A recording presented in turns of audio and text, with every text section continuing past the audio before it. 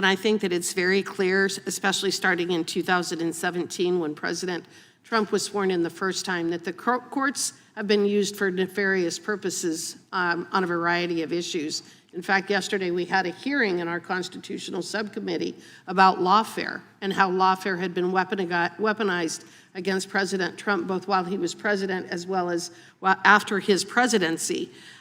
So again, I guess that I'm very skeptical of the idea that people are not willing to use lawfare to go after a current or former president. We've seen it over the last 9 years in many different instances.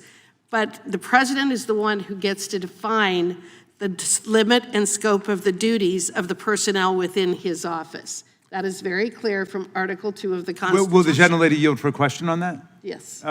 But I assume you've read the Chief Justice's opinion in Trump versus United States.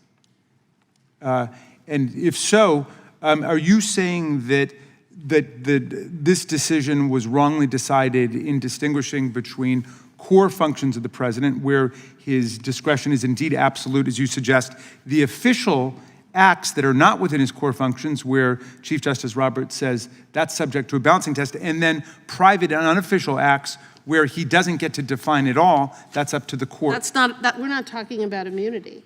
We're talking about something entirely different. It's about who gets to define, who defines, and I think— But that's precisely what they did with respect to immunity. It's the gentlelady's time. Okay.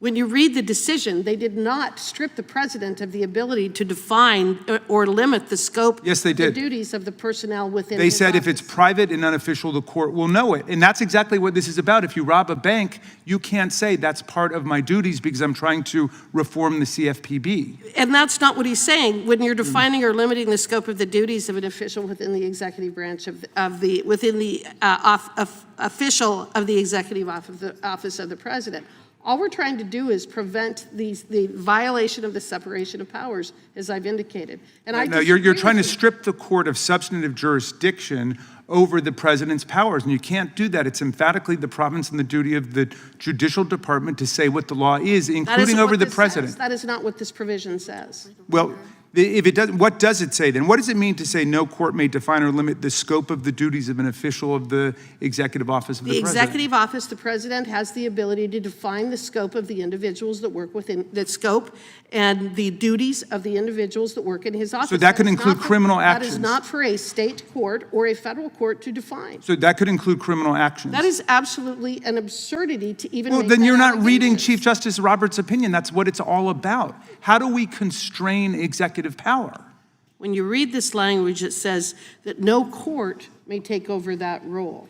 No court may define or limit the scope of the duties of an official of the executive office of the president, the people who work in the executive office. I think that what your amendment does is a violation of separation of powers, and it's a violation of Article 2 of the Constitution. The gentlelady yield? Yes, I will.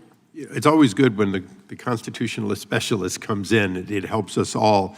So what you're saying is that the bill codifies Article 2 for purposes of the court being reminded and instructed of their limitations, and the amendment would undo that. That's exactly right, because then it would imply that a federal court could in fact define or limit the scope of the duties of those individuals who work within the executive office of the president, and that is not a federal court's role.